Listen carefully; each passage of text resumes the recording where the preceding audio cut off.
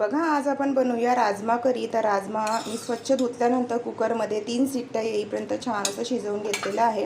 आता आपण वाटण तयार करूया. तर वाटणामध्ये मी घेत आहे टमाटर, कांदा आणि जिरे आणि सुकं खोबरं आहे आणि थोडे शेंगदाणे घ्यायचे भाजलेले आणि याचं एक छान असं वाटण तयार करायचं थोडं पाणी टाकून. मी सर्व साहित्य छान मिक्सरमध्ये बारीक करून घेतलेलं आहे. तर चला आता आपण फोडणी देऊया.